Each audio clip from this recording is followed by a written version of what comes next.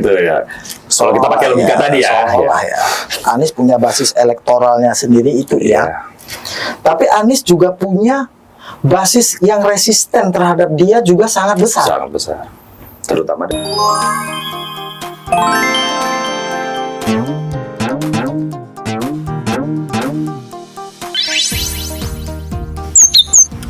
Pak Muhammad Yus. Bang, apa kabar Bang? Baik. Lihat ya, Direktur Eksekutif Indeks Data Nasional. Nah, ngobrol-ngobrol lagi nih kita Bang sama Bang Sifak Muhammad Yus nih ya. Sekarang kita mau ngobrol-ngobrol santai nih Bang, ya kan? Tentang apa ya? Tentang Pilkada DKI Jakarta. Betul, isu-isu yang lagi rame sekarang. Salah satunya Pilkada DKI Jakarta. Oke. Kan hobi banget ngobrol-ngobrol. Ya, kan kita bersaling, namanya juga siasat, Bang. Saling silang pendapat. Oke. Nah, mengenai Pilkada DKI Jakarta ini, Bang, lagi rame nih diperbincangkan di media dan di sosial media lah, terutama tentang isu Anies diusung oleh PDIP. Kemarin belum lama ada statement dari Ketua DPP PDI Perjuangan, Puan Maharani, ketika ditanya sama wartawan, dia bilang, gimana Bu Puan tentang kemungkinan Pak Anies? Jawabannya, menarik. Oke, menarik gitu kan Bang. Lalu kemudian dikonfrontasi juga ke Anies oleh wartawan tentang bagaimana kemungkinan diusung oleh PDIP. Jawaban Anies juga, PDIP juga menarik. Sama-sama tarik-tarikan lah. Sama-sama tarik-tarikan. Oke, gimana menurut pandangan Abang? Biasanya yang sama-sama narik-narikan ya nggak ketemu. Biasanya. Oke. Karena plus sama minus itu, plus sama plus itu sering ngedorong. Ya, ini kan tarik, ya putus, takut benangnya putus. Cuma kan, nah karena tadi pakai term menarik. Nah, yang menarik adalah ini kan dua kutub yang sebenarnya secara ideologis sulit untuk dicari titik temu. Jadi Anies ini kutub tersendiri ya? Iya, dia beda secara ideologis. Maksud gua secara ideologis yang dipersepsikan. Oke. Kita tidak bicara ideologi Anies individunya, tapi persepsi yang kemudian muncul ke publik bahwa ini dua hal yang berbeda sama sekali.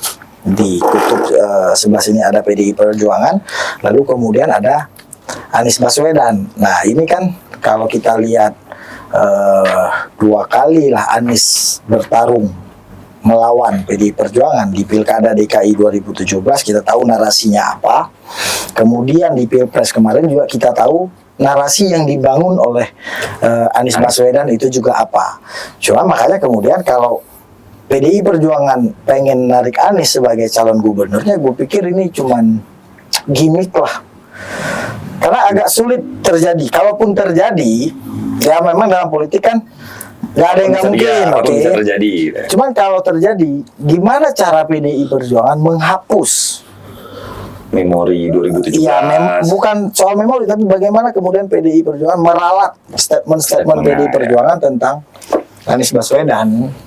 Tapi kan Bang, persoalan meralat itu kan sudah biasa Bang terjadi di politik ya Bang ya. Apalagi kita ini konteksnya politik Indonesia lah ya. Kayak dulu mencalonkan siapa, lalu mencalonkan siapa. Seperti Nasdem mencalonkan Anies, sebelumnya dia ada di gerbongnya Pak Jokowi, lalu di Pilpres 2024 kemarin dia di Koalisi Perubahan gitu kan. Peralat ini hal yang biasa. Tapi menurut Abang, PDIP dan Anies ini gimana sih? Apa emang udah benar-benar kayak air dan api, air dan minyak gitu, benar-benar nggak bisa nyatu? Kalau PDI Perjuangan benar-benar partai ideologis seperti yang PDI Perjuangan kampanyekan selama ini, itu sulit untuk dipertemukan. Benar-benar sulit ya. Kalau benar PDI Perjuangan partai ideologis. Menarik ini ngomongin partai ideologis ini. Benar PDI Perjuangan kampanyenya partai ideologis. Ya yang stigma yang muncul lah di yang dikampanyekan ya. Kemudian juga yang kita lihat PDI Perjuangan memang dalam sejarahnya agak jauh dari kelompok kanan. Memang menjauh dari kelompok kanan. Sehingga kalau Anies ini kan diasosiasikan pasca 2 kali pertarungan Pilkada 2017 dan Pilpres 2024. terakhir itu dekat sekali dengan kanan. Walaupun kita tahu kanan ini dalam tanda kutip gampang dibohongin sih. Kanan itu gampang dibohongin. Yap.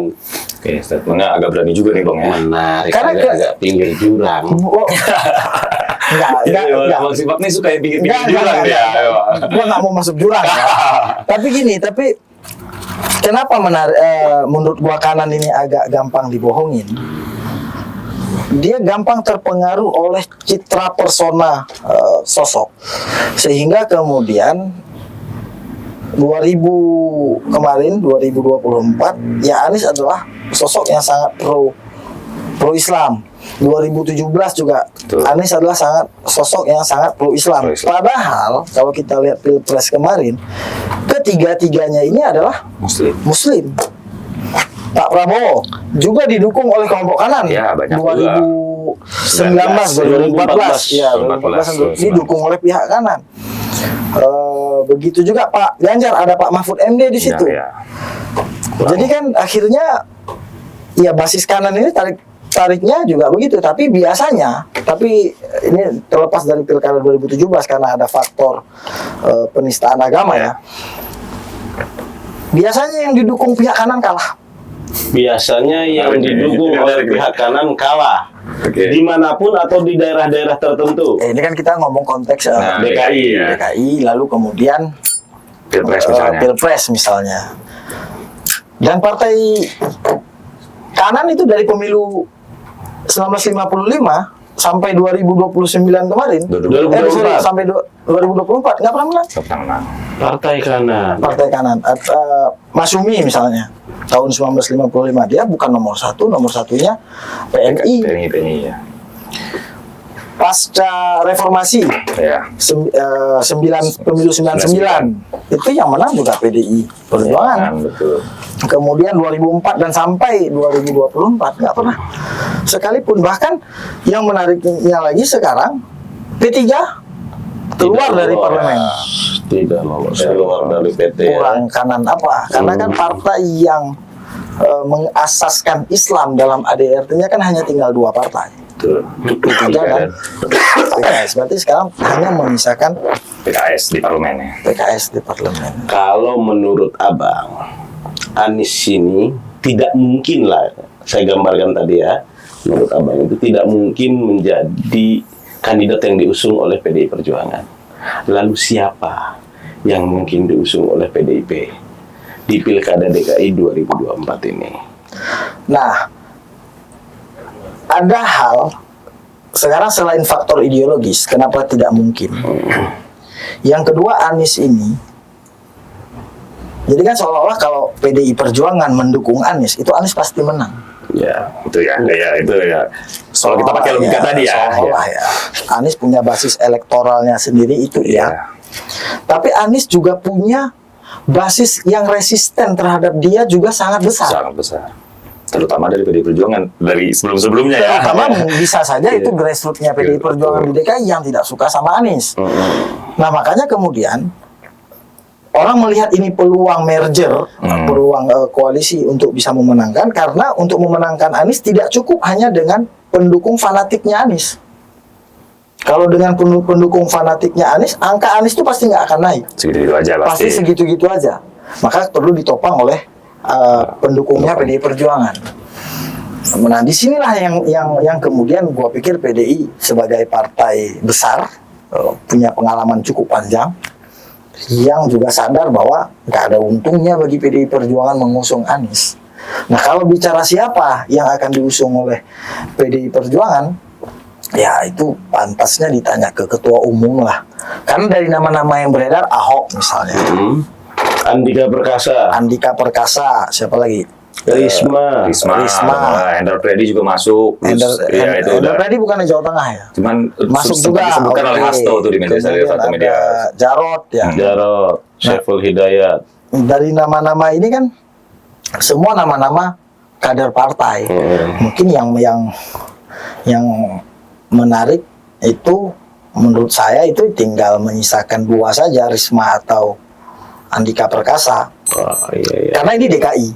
Ya. Dia Ahok pernah bertarung di sini, kalah, ya silahkan saja kalau PDI mau mengulang itu.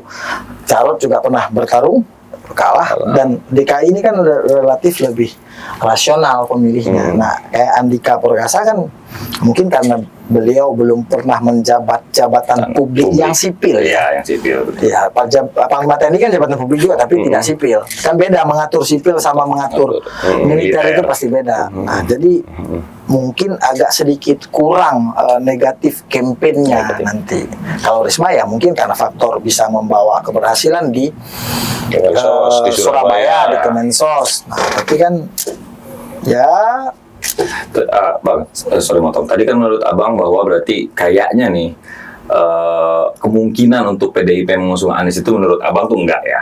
Ya, Tapi kalau kecil ya, oke. Tapi kalau kita bandingkan gitu secara probability-nya gitu Bang antara Anies dan kader-kader PDIP yang masuk di pusaran tadi yang menurut Abang kan kalah jauh nih Bang pasti, apalagi di Jakarta. Bicara popularitas lah, bicara akseptabilitas, bicara Siapa? elektabilitas, Andika Perkasa, Risma atau Andika Perkasa, dua itu ya. Itu kan kalah jauh dari Pak Anies Baswedan. kalau hari ini Kalau hari ini, Iya, betul. Ingat loh, yang namanya popularitas itu akan terkerek, akan naik angkanya atau akan turun angkanya ketika dia sudah ditetapkan sebagai calon. Oke. Jadi ada faktor lain untuk mengerek popularitas itu. Sejauh mana Bang? Ya sekarang Risma misal popularitasnya belum kuat. Andika misal popularitasnya juga belum kuat ya karena belum dicalonkan. Mereka belum mulai kampanye. Anies Baswedan sudah pernah kampanye 2017 dan 24 sudah pernah juga Mantan menjadi gubernur. gubernur. mantan incumbent lah kita katakan kan, mantan calon presiden yang kemudian menjadi kalau diusung lagi menjadi calon gubernur. Nah, ini juga asik juga. Turun juga ya. Ya. Mau nggak turun dia? Ya, Ini menarik. nggak ada sebenarnya ya dalam politik. Gua nggak sepakat ada kata naik atau turun. Karena kalaupun gue bilang ini turun, iya secara ranking di eksekutif turun. Iya. Tapi kan nanti Anies pasti bilang ini pengabdian. Iya. Jadi ngapain kita? Oke. Nah, ini kalau tadi kita bicara internal PDIP. Internal PDIP nih. Ini kita bicara pasangannya. Oke. Pasangan. Tadi karena Anies sudah tidak mungkin, internal PDIP juga kalah dengan Anies. Secara popularitas, elektabilitas atau Enggak, gua nggak statement bahwa kader internal partai PDI Perjuangan itu kalah secara popularitas maupun elektabilitas, enggak. Sama sekali tidak. Hari ini. Ya belum diuji. Oh, belum diuji. Oke lah, anggap saja lah mungkin. Anggap saja. Kalau ini mah kalau ya ceritanya. Ini kita andai kan. Memaksa, dipaksa, dan kalaupun benar terjadi, PDIP mengusung Anies Baswedan di Pilkada DKI 2024. Kemenangannya kayak gimana? Kalau tadi abang bilang kan resisten lah misalnya, kalau kemudian Kemenangannya gimana? Kansnya lah. kansnya, Kalah. potensinya kalah. Asik juga nih. Awas tuh. Berarti kan gini, berarti kalau PDI Perjuangan mengusung Anies, ini kan menyisakan koalisi Indonesia Maju nih. Sebelah nih. Ya. Nah, kita kan belum tahu siapa yang di Usung Yang oleh diusung. Indonesia Maju. Ya. Yang udah beredar kan. Karena begini loh, di grassroots PDI Perjuangan, gue juga pasti akan merasa kebingungan harus memilih Anies. Katakanlah misal Anies cagup, cawagupnya siapalah kader kader PDI PDIP Perjuangan, pasti ya kan. boleh ketua PDI atau Ya. siapalah. Kan grassroots juga bingung. Tapi Dan realitas pileg kemarin banyak kok tokoh-tokoh yang punya nama besar di DKI yang Tumbang, mewakili PDI Perjuangan tumbang. DKI ini agak lain. Agak lain ya. Jadi kalah, bukan probability kemenangannya berapa, enggak kalah. Kalau usung Anies. Usung Anies. Karena Kalau- kan nggak mungkin lawan kota kosong. Iya. Itu kalau PDIP yang Usung ngusung Anies. Kalau partai lain yang ngusung Anies. Ya paling kan yang mengusung Anies ya partai pro koalisi perubahan kemarin. Oke, Hanya, Nasdem, hanya PKS. menyisakan Nasdem, PKB, PKS. Cuma kan Nasdem juga katanya sudah mengeluarkan Nama Syahroni itu udah mulai rame deh tuh, ya kan? Billboardnya udah di mana-mana. Sudah diuji itu Sudah kan, diuji. pasang-pasang billboard itu kan cuma untuk menguji Cek ombak. Cek publik ombak. bagaimana. Karena jangan-jangan Anies ini kartu mati. Oke, sengaja dimunculkan kembali atau sengaja dimatikan betul-betul. Ya dimunculkan untuk dimatikan. dihilangkan dari Ya. kontestasi. Kejam sekali. Ya bisa aja kan, misal PDI Perjuangan mendukung Anies sekarang, Ya. kan belum didaftarin. Belum didaftarin. Tiba-tiba pas pendaftaran, Tidak didaftarkan. iya PDI Perjuangan mendukung Andika Perkasa. Andika. Nah, yang partai lain yang udah mau mendukung Anies, nggak usah lah, dia udah sama PDI Perjuangan misalnya. Oh iya iya. Ini kan iya. Mas Anies, hati-hati Mas Anies. Mas Anies. Ini bisa jadi, Iya. nggak Mas pasti. Nah tadi kan kata Abang kalau Anies di semua partai lain juga kalah. Ini narasi ada juga nih Bang, Anies dan Kaisang Bang. Gimana Anies menurut dan Abang? Kaisang kemungkinannya juga Anies yang akan belibet ngomong. Gimana tuh Bang? Gue belum paham tuh. Waktu nanti kampanye, Ya. Anies akan belibet mengkampanyekan Kaisang. program dia karena ada Kaisang di dalam. Oke, dia bisa Anies ini mengolah kan, ya, ya. memang jagonya, Mengolah kata. jagonya Pak Anies ya, membuat kata itu terstruktur, rapi sehingga enak didengar dan meyakinkan. Tapi kan publik juga tahu kemarin pas debat kandidat bagaimana Pak Anies ini menyerang cukup luar biasa, Agak brutal lah ya, serangannya itu ya. serang ayahnya Kaisang. Iya betul. Jadi gimana cara Anies? Dan itu abangnya, juga dan abangnya Kaisang. dan abangnya Kaisang juga. Dan pamannya Kaisang juga. Iyalah, pokoknya keluarganya Kaisang lah yang diserang. Iya. Nah, karena Pak Prabowo dekat dengan keluarganya Kaisang ya jadi ketumpuan serangan. Oh, oke. Jadi narasi dan adanya munculnya Anies Kaisang itu menurut Abang nggak mungkin juga. Gak mungkin. Jadi cocoknya Anies ini dengan siapa Itu sebenarnya? muncul, mengerucut Dan diusung pertanyaannya nih. siapa? Kalau memang nggak harus berkontestasi ya udahlah, suruh balik lagi ke Jogja ngajar. Memang Pak Ramadina beliau masih ini. butuh dia. Iya, kita butuh tokoh oposisi. Oke. Tetap butuh tokoh. Jadi Anies Saya di gini, luar aja. Anies, oke, waktu di Pilpres dia perubahan. Oke. Dia kemudian menjelma menjadi tokoh Ya. oposisi karena Ganjar memilih tidak ofensif, Ya. tidak terlalu menyerang. Karena Ganjar juga bingung menyerang, PDI Perjuangan kan partainya Ya. penguasa. Nah, sekarang Anies mau balik ke Jakarta. Jadi tagline-nya apa? Lanjutkan. Balik Jakarta, balik Jakarta, bangun Jakarta. Bangun Jakarta. Akhirnya Anies ini tidak jadi milik Indonesia dong. Ya mungkin Jakarta kali ini untuk menuju 2029 misalnya. Anies Ya, kalah menjadi lagi milik dong. Indonesia. Iya kan ini kita bicara termnya bahwa Anies menang misalnya. Ini jadi batu lompatan dia untuk 2029 gitu Bang. Berarti Anies Ya bisa aja Anies bisa diusung oleh koalisi perubahan kemarin ya bisa aja, atau ada Kemarin di Pilpres itu di DKI Jakarta menang Anies apa Pak Prabowo ya?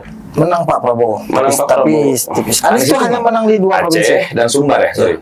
Menang Tapi Pak kemenangan Prabowo. Pak Prabowo di Jakarta itu juga tidak tebal. Oh tidak tebal. Nah ini hal yang menarik di DKI yang kedua. Karena tadi disebut nama Kaisang kan, Pak Jokowi ini memang pernah menang di DKI. Tapi angka kemenangan Pak Jokowi juga tidak Nggak pernah tebal ya. signifikan. Ya, oke. Sehingga sulit mengatakan bahwa DKI ini menjadi basis elektoralnya Pak Jokowi. Nah, Pak Jokowi ini katakanlah kalau Kaisang jadi maju, kemudian orang akan mengasosiasikan bahwa Pak Jokowi mengendorse Kaisang. Sedangkan lapangannya itu tidak dikuasai sepenuhnya oleh Pak Jokowi. Pak Jokowi. Jadi juga akan sedikit ribet lah untuk. Lah bukannya PJ Gubernur itu orangnya Pak Jokowi? Udah pasti dong, PJ Gubernur harus seorang presiden. Iya, artinya memang lapangan yang menguasai beliau dong. Nah itu kan kalau kita berbicara intervensi kekuasaan. Saya tidak pernah sepakat dengan kalimat itu. Jadi tapi gimana mau intervensi ini Jakarta bos? Ini Jakarta, pemilihnya rasional. Rasional, kemudian ya sosmed apa-apa viral. Kuat banget ya. Jadi Gimana mau kemungkinan main- untuk mau intervensi main itu kecil apa? banget lah Kemungkinan kayak kecil. gitu. Dan ya ini menarik lah kita lihat gimana. Jadi akar rumput tidak ketemu kalau kemudian mencalonkan Mas Anies Baswedan. Partai politik secara ideologi tidak ketemu. Ya mungkin PKS lah. Untuk PKS dan Nasdem mungkin karena melanjutkan perubahan. Kalau tagline-nya masih tetap perubahan, artinya Jakarta berubah, gubernurnya ganti dong. Mereka kan bingung nanti. Iya. Siapa yang apa tagline-nya apa lanjutkan? Kita berdebat di tagline-nya. Iya, bingung kan? Gitu ya. Benar-benar. Gua apa lagi berhayal nih. Oke. Berandai-andai kalau seandainya gua konsultannya Anies, gue bingung juga.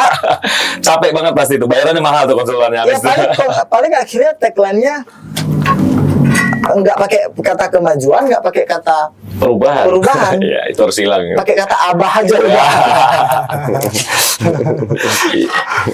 Ya, berarti kan kalau tadi berdasarkan statement Abang ya, kita tahu lah Anies ini masih butuh panggung lah. Karena dia targetnya 29 misalnya Dan masih gitu ya. muda, Dan masih muda, umurnya masih umur Potensial produktif, potensial banget gitu lah.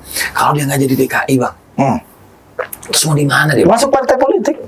Harus masuk partai politik ya. Kalau nggak masuk partai politik, hilang momentum beliau. Kalau nggak masuk jadi partai politik, iya paling apalagi dunia yang bisa beliau menyampaikan aspirasinya di level beliau ya. Iya. Nggak mungkin juga beliau pegang-pegang tokoh jalan, ya mungkin saja Mungkin kalau aja, diperlukan. Cuman kan seharusnya di level beliau harus masuk partai politik, bahkan bila perlu menjadi ketua umum partai politik. Nih, kan tadi Abang bilang nggak mungkin lah dan pasti kalah kalau diusung oleh PDI Perjuangan. Yang paling mungkin adalah diusung oleh PKS. Koalisi Perubahan. Iya, koalisi perubahan. Nah, pertanyaan saya itu selanjutnya, mungkin nggak terjadi 3 paslon dan koalisi Pilpres itu jadi 1. Koalisi Pilpres itu terulang lagi di Pilkada DKI. Koalisi Indonesia Maju, koalisi Perubahan dan koalisi yang dibangun oleh PDI Perjuangan. Oke, 3 poros. Set itulah. 3 poros. Ada tasnya. Ya mungkin aja. Nah, kalau kemudian mungkin ya nggak, oke, cagup dari koalisi perubahan itu Anies Baswedan, cagup dari koalisi tas set itu yang tadi lah namanya tadi lah Andika lah, oke. Andika Perkasa atau Tri Risma hari ini dari koalisi Indonesia Maju, kira-kira siapa? Kemarin itu kan Pak Dasko itu sudah Oh iya, dia upload di Instagram Budi iya. Jiwandono dan Kaisar. Tapi kan sudah dibantah kemudian diralat. Setelah itu muncul juga dengan Raffi Ahmad gitu. Cuma kan gini, pilkada ini ada sesuatu yang untuk salah satu untuk memenangkan kandidat. Itu salah satunya adalah efek kejut. Jadi bisa aja calonnya itu bukan yang disebutkan atau bisa yang pernah saja beredar namanya gitu ya. Kayak Pak Jokowi masuk ke DKI pertama 2014. Pak Jokowi masuk DKI itu udah santer banget. Ya tapi kan di Solo. Santernya di Solo, bukan yang tokoh beredar di Jakarta. Iya. Ngalahinnya Foke waktu itu. Incumbent didukung oleh hampir semua partai politik. Maka kemudian dalam pilkada manapun, termasuk pilkada DKI, faktor partai politik ini tidak menjadi faktor kunci. Itu faktornya mungkin karena Bang Sifak 2012 ikut bantu Pak Jokowi Ahok gitu. Iya itu. Oke, ini gua histori nih. Itu persoalan lain. Ya, oke. Cuma maksudnya begini, dari beberapa kali survei yang kita lakukan di beberapa provinsi, kita melihat kecenderungannya sama. Bahwa faktor partai politik itu bukan faktor kunci untuk memenangkan kandidat. Dalam pilkada ya, karena pilkada ini yang dilihat bukan partainya, tapi siapa orangnya, iya, siapa cagupnya, siapa cawagupnya, apa programnya. Berbeda dengan pileg. Itu ada pertimbangan partai politik, karena yang pertama party ID di Indonesia itu kecil, yang kedua ketika sudah berkontestasi itu warna partainya memudar lah ya, hilang lah. Yang lebih menonjol itu adalah sosok. Jadi ya maka kemudian di pilkada boleh maju independen sebenarnya, atau ya Pak Anies Maju independen aja.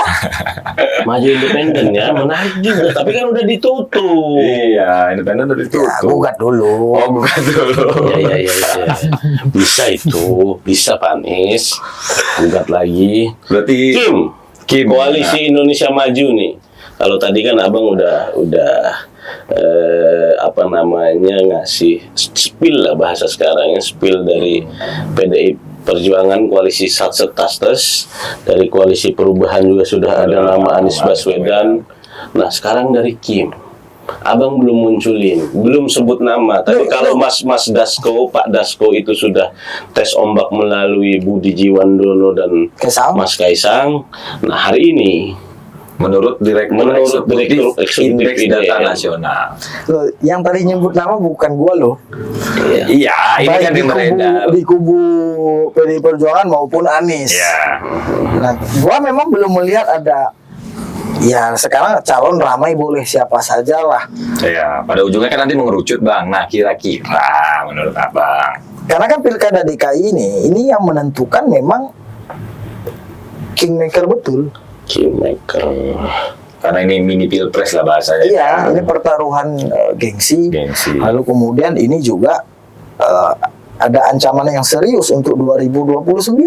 Oke. Karena kan biasanya capres itu pernah jadi gubernur. DKI betul. Di tren beberapa tahun belakangan loh. Beberapa pilpres ini ya. Dari sejak Pak Jokowi, kemudian Pak Anies juga maju menjadi calon gubernur. Nah, jangan sampai kemudian partai salah mengusung orang. Pernah lo kejadian? Siapa tuh? Pak Prabowo ngusung Jokowi. Oh, Kemudian Pak Jokowi jadi lawannya Pak Prabowo. betul. Iya, ini menarik nih. Oke. Menurut Abang itu salah. Kemudian Pak Prabowo bela Anies Baswedan. Kemudian Anies Baswedan kasih nilai 5 buat Pak Prabowo. Nah, ini jangan sampai 11 dari 100. Oke, sorry. Yang ngasih 5 Pak Ganjar. Oke, sorry. 11 dari 100. Nah, ya yang begini-begini ini ya pasti partai-partai politik Belajar dari kesalahan itu gitu. ya pastilah. Sekarang begini. Oke, kita tidak ngomongin apa. Sekarang ngomongin peluang kandidat deh. Oke. Ridwan Kamil berani Partai Golkar mengeluarkannya dari Jawa Barat untuk bertarung di Pilkada DKI. Ya, kemarin kan sempat heboh di billboard itu Ridwan Kamil ke Jakarta lah, bagus di Jakarta ya, gitu kan. Jakarta. Kemudian kan disindir sama Sahroni. Ya masih butuh waktu lah perjalanan. Sedangkan Sahroni udah di Jakarta lah. Di Jakarta lagi. Akamsi. Nah, gua pikir kalau untuk Ridwan Kamil kayaknya feeling gua lebih ke Jawa Barat tetap. Lebih ke Jawa Barat ya. Merem lah kasarnya kalau di Jawa Barat tadi. Yang pertama dia incumbent. Yang kedua tingkat kesukaan masyarakat Jawa Barat terhadap Ridwan Kamil juga cukup tinggi. Jadi ngapain Partai Golkar nge-gamblingin? Jadi kan akhirnya dua-dua gambling. Iya. DKI gambling, Jawa Barat juga ada kemungkinan kehilangan. Iya. Kalau bukan RK. Jadi gue pikir Partai Golkar, apalagi Partai Golkar, partai yang orientasinya kan kemenangan, pasti akan mengutamakan Jawa Barat. Oke, Untuk kunci lagi Pilpres di 2029 Jawa Barat itu pemilih terbanyak se-Republik. Iya. Nomor satu Jawa Tengah. Nomor satu itu Jawa Barat. Oke. Berarti RK nggak mungkin dilepas sama Golkar ke DKI Jakarta. Masuk ya, perpustakaan Jakarta nggak masuk. Jawa Barat tetap. Kalau dipaksa Pak Prabowo dan Pak Jokowi, waduh, paksaan yang ngeri juga nih presiden Presiden terpilih, Bang. Kita kan nggak tahu juga seberapa solidnya koalisi Indonesia Maju ini. Oke. Karena ini Golkar. Coba jelasin maksudnya ini Golkar apa? Gimana? Iya, Abang udah 2 kali ngomongin ini Golkar. Maksudnya apa? Gimana? Golkar ini mungkin partai yang paling modern hari ini di Indonesia itu Golkar. Partai yang tidak bergantung dengan tokoh. Itu Golkar. Partai yang selalu masuk 3 besar itu juga Golkar. PDI Perjuangan itu partai besar, punya basis massa ideologis, punya akar rumput, punya sejarah panjang, tapi sangat bergantung dengan sosok. Golkar tidak. Nah, tapi untuk kontestasi eksekutif Golkar ini kalau tadi bisa nggak Pak Prabowo atau Pak Jokowi memaksa Intervensi lah, Golkar ya. supaya RK masuk ke DKI. Ini kan gini juga. Golkar ini ketua, kalau kata teman gua ya, ketua Dewan Pembina Partai Golkar itu adalah presiden. Terpilih atau presiden yang mana nih? Siapapun presidennya, ketua Dewan Pembinanya Partai Golkar pasti presiden. Pasti presiden. Presiden terpilih. Hari ini kan presiden terpilih dan presiden hari ini, Iya. ini kan berbagi Mesra lah sama ya sama Golkar. Sama. Cuman apakah Gerindra nggak punya kader untuk memaksa RK, atau apakah Golkar tidak punya kader lain? Emang angka survei terakhir, saya nggak tahu, saya nggak baca data. Kita kan nggak tahu juga angka terakhir survei Ridwan Kamil di DKI. Apakah setinggi itu? Masih di bawah Mas Anies. Masih di Mas Anies, cuman dia termasuk 3 besar lah Bang, 3 besar atau 5 besar lah ada di untuk DKI Bang, karena dia punya tingkat popularitasnya lumayan lah dibandingkan nama-nama kayak calon dari PDIP yang tadi kita sebutin bareng-bareng itu, atau dengan yang Mas Dasko Budiandono itu tadi dan si Kaisang gitu Bang. Nah ini kan kalau misalnya RK nggak masuk, misalnya mungkin kayak waste of talent gitu Bang. Ini orang nih sebenarnya punya probability nih untuk jadi gitu loh. Iya. Kenapa dia nggak gitu loh? Ya kan sama-sama gubernur. Ya, Di Jawa Barat juga gubernur. Iya, Di cuman kan DKI beda. juga dan jangan lupa DKI ini bukan ibu kota lagi. Daerah tetap khusus seksi, Bang. Jakarta. Iya, DKJ, tapi tetap seksi, betul, kan? Betul, tetap seksi. Tapi gua nggak melihat bahwa Pak Prabowo akan memaksakan kehendak beliau. Enggak. Kayaknya sifat itu jauh dari Pak Prabowo. Gini, maksudku itu bukan memaksakan. Tapi kalau dari 2 kali pilkada di DKI Jakarta, kingmaker dan pemenangnya itu selalu Pak Prabowo Subianto. Ya. 2012 Pak Prabowo yang merayu banyak hal, kita sudah banyak cerita itu, banyak yang menyampaikan untuk membawa Pak Jokowi dari Solo ke Jakarta. Oke. 2017 Mas Anies yang dipecat oleh Pak Jokowi juga dipasangkan dengan Mas Sandi untuk di Pilgub DKI Jakarta. Nah, ini sorry Mayori, prediksi Abang. Karena kita belajar dari 2 pilkada sebelumnya, pilkada DKI, Pak Prabowo condong ke siapa ini dari nama-nama? Karena kalau kita melihat dari 2012 dan 2017, 2 nama yang dimunculkan oleh Pak Prabowo itu adalah nama yang selalu 3 besar dalam hasil semua lembaga survei. Oke, sekarang mau siapa aja nih? Ridwan Kamil, Anies, Saroni misalnya, Sandi. Sandiaga Uno enggak lah, nggak mungkin Pak Prabowo endorse Sandi lagi. Nggak mungkin, sudah jadi Bapilu P3 karena itu. Iya, gimana? tadi kan abang bilang segala sesuatunya mungkin di politik. Segala sesuatu mungkin, tapi Cuman kan kecil banget. Pak Prabowo itu kan juga akhirnya belajar dari pengalaman membesarkan anak macan ya. Jadi udahlah. Iya, udah cukup lah ya. Udah cukup lah Pak Ya. Prabowo itu. Maksudnya Pak Prabowo udah cukup dikerjain dalam tanda kutip Dalam ya. tanda kutip ya. Jadi nggak ada. Gua nggak bisa melahirkan, Nggak bisa ngeluarin nama nih bisa abang nih. mengeluarkan nama yang ada di kantong Pak Prabowo hari ini. karena kalau kita melihat 2 periode pilkada, itu Pak Prabowo kingmakernya Iya itu betul. untuk di DKI. Betul. Nah, jangan-jangan kita nggak tahu ini. Tapi waktu itu Pak Prabowo belum presiden. Waktu itu Pak Prabowo belum presiden. Hari ini juga kan pendaftaran belum dilantik. beliau. Pilkada pemilihan tanggal 27 November. November. Pak Prabowo dilantik 20 Oktober. Sudah presiden beliau. Artinya beliau memang sebenarnya sudah mengantongi nama. Cuma belum Menurut gua keluar. sudah. Ya, karena kan pasti Pak Prabowo berpikir siapapun gubernur ke depan yang harus bisa bersinergi dengan kebijakan-kebijakan pemerintah pusat. Terus sudah pastilah semua presiden menginginkan hal itu. Iya. Dan nanti pusat kebijakannya A di daerah dijalankan yang lain. Seperti Jadi, kemarin, ya. 2017 kemarin. Dan Pak Prabowo ini sering mengeluarkan nama yang ini enggak agak out of the box. out of the box. Anies, kalau nggak digendong Pak Prabowo nggak jadi calon gubernur. Nggak sebesar hari inilah dia. Nah bahkan Jokowi sekalipun kalau tidak didorong oleh Pak Prabowo pilkada DKI pertama 2012. mungkin akan berbeda ceritanya. Mungkin PDI juga nggak pede juga gitu ya kan.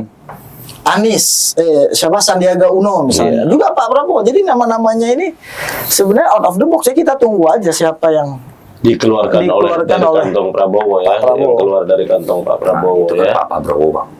Nah kalau Pak Jokowi bang, menurut abang, karena kan dia hari ini masih presiden misalnya kan. hari ini masih presiden, hari ini masih punya kekuatan. Ya, di akhir masa jabatannya mungkin kan kita nggak pernah tahu kan, mungkin dia pengen nancepin ini terakhir gue nih, legasi terakhir gue nih di Jakarta misalnya. Kira-kira siapa bang? Pak Jokowi dicondong kemana? Kalau Pak Jokowi itu ya harus orang yang kalau Pak Jokowi mau cawe-cawe ya. Ya. Kalau gua jadi Pak Jokowi, Kaisang. Karena kalau orang lain nggak ada bukti kedekatan dengan Pak Jokowi. Bedanya Pak Prabowo itu punya partai. Ya. Partai Gerindra. Artinya yang diusung oleh Partai Gerindra adalah orangnya Pak Prabowo. Pak Jokowi tidak punya partai. Artinya kalau Pak Jokowi mendukung Ridwan Kamil misalnya, tapi yang mendorong yang mengusung adalah Partai Golkar. misalnya, ya. Bagaimana kita mau bilang bahwa Ridwan Kamil ini orangnya Pak Jokowi? Iya. Bagaimana meyakinkan publik? Berarti kan Pak Jokowi harus konferensi pers. Kan itu juga tidak mungkin. Nggak mungkin lah. Jadi ya. bagaimana sesuatu yang tidak perlu konferensi pers tapi publik tahu, publik sadar bahwa ini pilihan Pak Jokowi, ya Kaisang. Dan Kaisang tidak ada jeleknya. Kaisang anak muda memimpin PSI cuman hitungan bulan Sebelum kader ya, sebelum dapat pileg, KTA itu dia ya. sebelum pileg dia jadi ketua umum, suara PSI naik Naik. dari 1,7 atau 1,9% di 2019. Di 2014 PSI hampir nembus ke parlemen. Prestasi. Ya itu prestasi Track selaku record. ketua umum. Ya. Berarti efek Kaisang ini sangat berasa di PSI ya gitu lah ya. Ya hampir lolos parlemen. Malah nama Kaisang ini mengalahkan ketua umum yang sudah senior, Yang Yusril udah lebih Iza dulu, Mahendra. ya, betul. Suaranya jauh, Partai PBB. Kemudian ada Anies Mata, duet Anies Mata dan Fahri Hamzah, Partai Gelora juga Ya masih jauh. lah. Hari Tanu, Ya. Usman Sabtaodang. ya, dan Amin Rais. Senior Umat ya. Mampu disalib oleh Kaisang. Kaisang. Lalu ya, Berarti memang Kaisang ini punya potensi. ya punya Ini dong. karena Kaisangnya atau karena mesin yang kemudian dibentuk di PSI sendiri? Ya itu kan Kaisang sendiri tentu tidak bisa. Oke. Dia perlu mesin, bisa mesin PSI, bisa mesin relawan Pak Jokowi, Nah, beririsan itu lah ya. iya bisa mesin-mesin yang lain. Tapi secara personal Kaisang itu salah satu variabel yang mendongkrak elektabilitas suaranya si PSI menurut abang. Iya. Karena kan banyak yang bersinggungan. Bahkan itu menurut gua faktor utama, Kaisang. variabel utama Yang membuat suara PSI Suara naik PSI signifikan naik loh ini loh, signifikan itu adalah 1% lebih lah ya. Kaisang. Oke, ini kalau kita bicara PSI, kita agak melebar dikit ya Bang ya. Ini kalau kita kemudian bicara PSI, aktor utama kenaikan PSI adalah Kaisang. Oke. Bagaimana dengan partai-partai senior yang lain? Partai apa? Misal, apakah faktor utama kenaikan kursi PKB itu adalah Muhaimin Iskandar?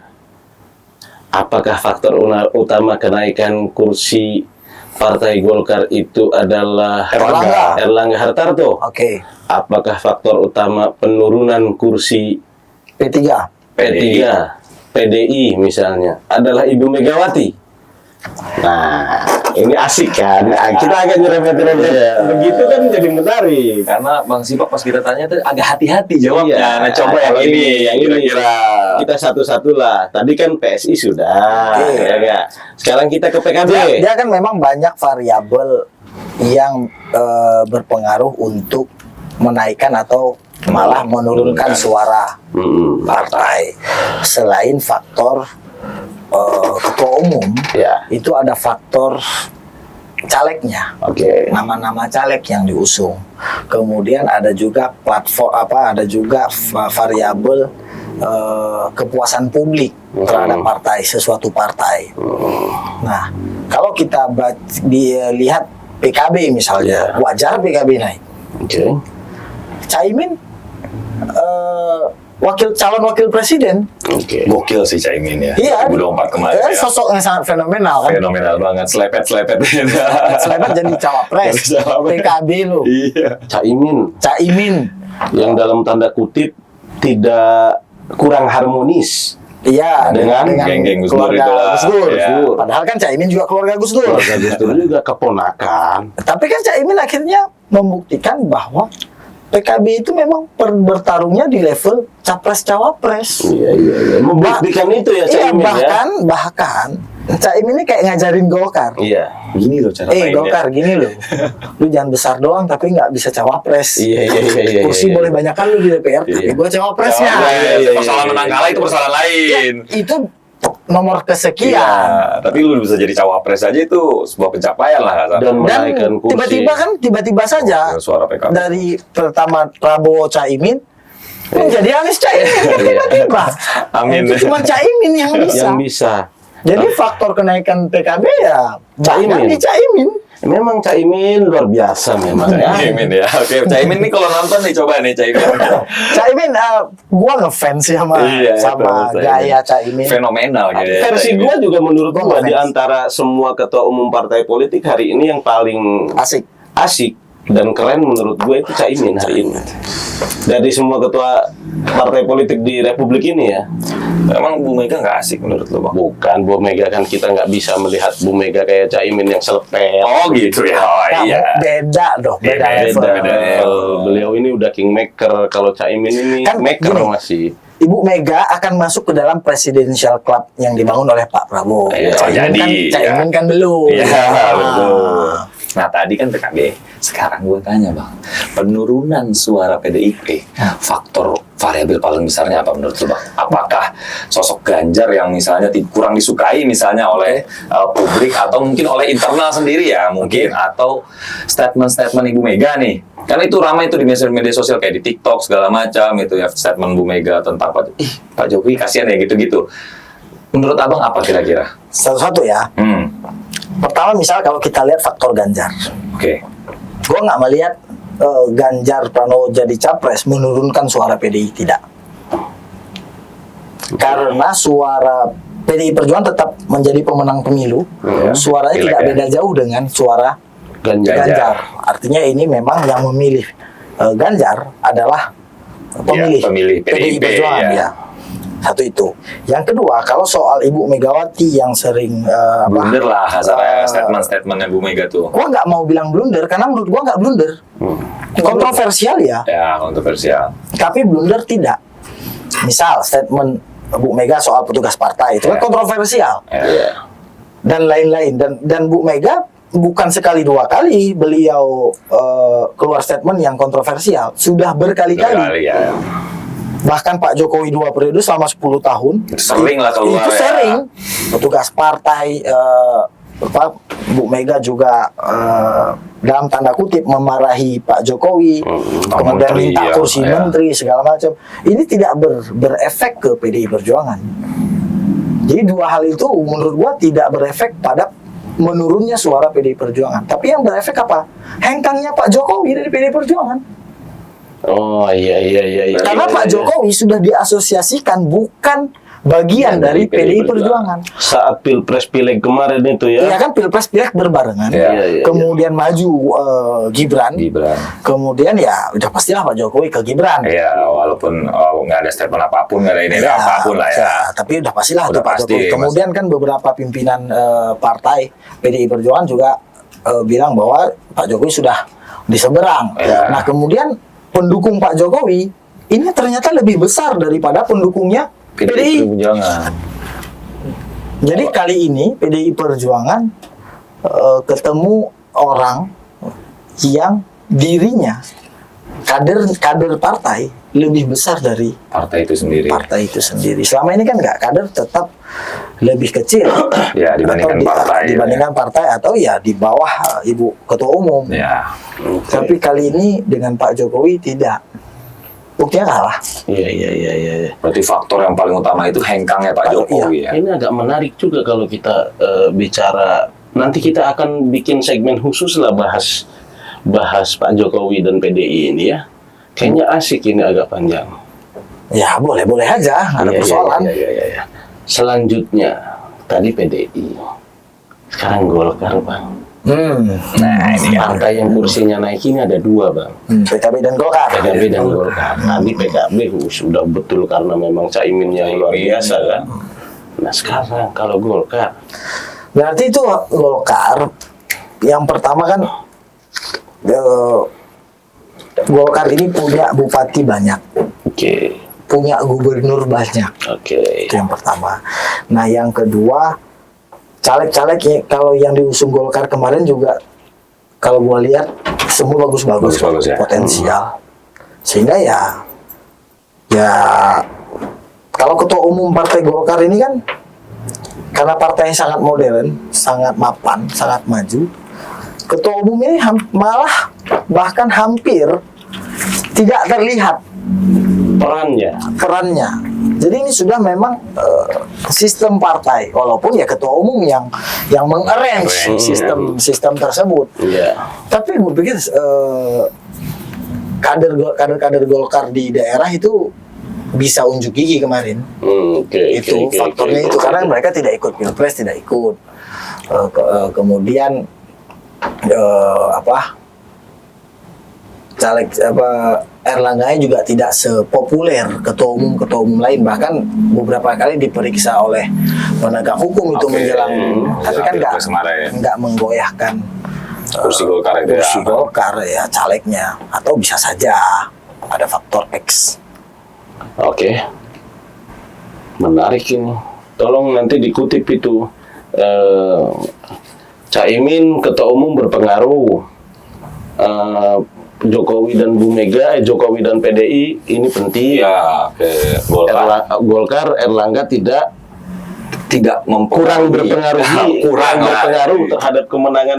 Tapi yang dilakukan Pak Erlangga kemarin adalah mengasosiasikan dirinya dekat dengan Pak Jokowi. Oh iya. Itu strategi Pak Erlangga, duduk ngopi sore, berdua dengan Pak Jokowi. Itu dilakukan karena tahu pemilih Pak Jokowi banyak. Sebagai ketua Dewan Pembina Partai Golkar. Ya. Apa namanya de facto. Ya. Oke Bang, kita balik ke tema tadi ya, awal Bang. Nah, pilkada ini bentar lagi Bang. Pilkada DKI ya Bang, pilkada serentak lah khususnya DKI yang kita bahas tadi. Menurut Abang, 2024 ini tensinya bakal sepanas 2017 nggak Bang? Oh, pasti dong, pasti. Yang pertama akan ada residu pilpres. Masih ada tuh ya residu Masih ada ya. Kubu yang tidak puas itu kan selalu ada aja ya. Selalu ada aja. Jangan-jangan isu Anies dari PDIP juga itu karena residu pilpres kemarin, Bang? Gua nggak ngeliat itu sih. Oh enggak. Ya, itu faktor lain menurut gua. Itu faktor gimmick aja. Gimmick ya. Jadi menurut gua tetap akan panas, khususnya DKI, karena DKI juga bisa menjadi jembatan untuk suksesi di 2029. Tapi kan pilpresnya baru selesai. Artinya mesin partai, mesin relawan ini kan belum dimatikan. Belum mati, mesinnya belum dingin. Iya. Masih di pause deh Bang. Masih hangat lah, masih idle, kondisinya idle. Tinggal jadi nggak perlu starter lagi, tinggal ngegas aja jalan dia. Jadi akan tetap panas tensinya. Tapi mungkin nggak terjadi lagi dalam tanda kutip ya polarisasi seperti 2017, Bang. Ya tergantung calon yang diusung siapa, lalu kemudian materi kampanyenya apa. Kalau polarisasi pasti mungkin, karena kan kita ya gampang lah dipicu untuk kemudian terjadi polarisasi ya. Bicara itu gampang lah kita emosinya ini segala macam. Cuman yang menarik yang harus kita tunggu di DKI, apakah kemudian koalisi Indonesia Maju lanjut maksudnya solid, Solid ya. membawa gerbong. Kemarin partai-partai itu semua mencalonkan siapa, kemudian koalisi perubahan, kemudian koalisinya PDI Perjuangan. Nah ini yang harus kita tunggu. Kalau ini kejadian, ini lebih menarik lagi. Iya. Jadi ini battlefield-nya itu makin Mantap ya, terasa. makin terasa. Karena kemenangan Pak Prabowo kemarin lawan Pak Anies tidak jauh jaraknya di Di DKI. DKI. Jadi kalau misalnya ini lanjut, kemenangan Pak Prabowo itu lebih paripurna lah kasarnya gitu lah ya. Ya kalau mau dihitung kayak main bola ya. Ya, oke. Ya cuman apakah ini berlanjut atau tidak? Nah, kita nggak tahu karena kan kalau bahasanya ketua tim pemenangan nasional Pilkada PDI Perjuangan Ya. Adian Pitupulu itu kan bilang kalau konflik Pilpres yang dibawa ke jangan pilkada. dibawa ke pilkada, bahwa daerah punya warna tersendiri ya. Itu sinyal apa tuh Bang? Kalau Abang menurut Abang tuh, Bang Adian ngomong gitu tuh. Ya bisa saja sinyal minta bergabung. Jadi ini beda ruang loh kita gitu loh. Maksudnya gitu loh kalau ya kira-kira. Karena lah ya. katanya Bang Adian sama Pak Jokowi masih bagus hubungannya. Ya gua nggak tahu lah hubungan dua anak manusia ya, Ya, tapi iya. menurut gua nggak ada hal yang membuat hubungan Adian dan Pak Jokowi Nggak bagus. nggak bagus, baik-baik Baik-baik saja. pasti. Ya, di level itu. Cuman benar nggak kemudian PDI kemudian bergabung dengan Koalisi Indonesia Maju? Satu itu pertanyaan kedua, apakah Koalisi Indonesia Maju sudah pasti solid? Nah, itu ya waktu yang bisa Menjawab ya. Tapi sejauh ini menurut Abang Koalisi Indonesia Maju ini seiring berjalannya waktu ya pasca Pilpres itu menurut Abang gimana? menurut gua solid. Menurut gua ya, Ya. kalau gua lihat misal kejadian di Pilkada Jawa Timur. Ya, Nah, ini kan kayaknya sudah mengarah tuh. ke satu nama Ke misalnya. satu nama bahwa pengennya Kang Emil. Kemudian ini kita tunggu. Tapi ini di pilkada-pilkada besar ya, Iya. maksud gua Jawa Tengah, Jawa Timur, Jawa Barat. DKI. Mungkin kalau provinsi-provinsi kecil lain mungkin agak Sumut. Sumut juga Iya. sudah mengarah. Bobi kan masuk ke Partai Gerindra. Gerindra, Nah, ya. ini gua ngelihat sinyal bahwa Koalisi Indonesia Maju ini solid, dan ini sebenarnya baik bagi perkembangan politik demokrasi di Indonesia. Jadi kalau koalisinya ada solid, kemudian ini bisa terus ke pilkada, baik provinsi maupun kota, ini mencerminkan bahwa ya kalau mau berkoalisi jangan plan. Kalau mau bekerja Konsisten sama lah ya. berdasarkan platform partai, berdasarkan ideologi partai, ini kalau partai mau dibilang punya ideologi. Iya. Itu harus konsisten dari bawah sampai atas. Oke. Karena membangun itu harus dari bawah sampai atas. Nggak ada rumusnya itu. Bawah ini beda, atas beda. Iya, Ini betul. kan jadi koalisi. Jadi agak ambigu jadinya nanti. Jadi ya, Bang, abu-abu ya. kan. Abu-abu, Ya, betul. mana platform partai, mana ideologi partai, ya sudah. Dan kemarin juga cukup tergambarkan oleh ketiga. Bang, tapi saya itu masih menarik ini ya Bang. Terakhir dari saya lah Bang ya. Oke. Terakhir dari saya Udah habis masih ya? sangat Oke, tertarik. yang terakhir. Masih sangat tertarik ngomongin Mas Anies Baswedan. Oke. Kenapa lu ngefans sama Anies? Ngefans boleh lah ngambil. Boleh, Pak boleh. Anies, boleh. kita ngefans loh sama Pak Anies loh. Bukan Pak Anies, Mas Anies. Mas Anies. Mas Anies. Oke. Boleh lah. Ini kan kalau sampai kejadian koalisi perubahan itu mengusung kembali Mas Anies sebagai Cagup DKI Jakarta. Sekali lagi nih saya tegaskan, saya minta pendapat Abang, grade-nya turun nggak itu dari Capres menjadi Cagup? Turun nggak grade-nya? Itu aja. Karena kan awalnya dia kampanye seluruh Indonesia, terus di satu sisi DKI udah bukan ibu kota lagi. Nggak turun. Yang turun kalau mantan presiden menjadi cagup. Capresnya kan kalah, itu berarti membuktikan bahwa Anies Baswedan belum Di ruang itu. belum saatnya memimpin Indonesia. Jadi miniatur Indonesia aja dulu. Iya, gitu. jadi ya kalau mau ya bertarung lagi lah di DKI dan belum ada jaminan juga menang lagi. Oke. Jadi nggak ada yang turun, nggak ada yang naik. Iya. Kan mau naik, Bang. Mau naik, Iya. tapi kan nggak bisa naik. Jadi gak ada grade yang turun ya? Nggak ada yang Dari turun Anies ya? karena tidak ada yang naik. Tidak ada yang naik dan tidak jadi presidennya kan? Ya, Nggak naik berarti dia. Nggak naik, karena kalau jadi kemarin menang, lalu kemudian menjabat, misalnya kayak Pak Jokowi. Ya oke, tiba-tiba dia nyalon jadi Tiba-tiba gubernur. besok Pak Jokowi nyalon jadi, itu benar turun grade, turun kasta. Lah Pak Anies, Masa Anies bang? iya Mas Anies. Karena kan capres ini sesuatu yang biasa aja. Siapapun bisa japres gitu lah kasarnya gitu. Siapapun boleh capres kalau didukung oleh Iya. partai, Oke. bukan oleh rakyat. Iya. Untuk menang baru Didukung harus oleh didukung rakyat. oleh rakyat. Nah kalau tidak didukung oleh rakyat ya berarti ya belum saatnya di Belum situ. Iya, Ya iya, balik iya. lagi ke gubernur. Oke, lanjutin aja yang udah dia jalanin. Itu kalau dia menang. Oke. Oke, Thank you Bang Sifat. thank you Bang Simak ya. Thank you. Waktunya. Udah ngobrol-ngobrol nih kita nih. Nanti- Next kita ketemu lagi lah Bang ya. Asik nih ngobrol sama Bang Simak ini. Ya, gua sampai banyak diemnya karena memperhatikan beliau ngomong. Menarik memang. Menarik memang. Gitu. Oke, thank you. Thank you.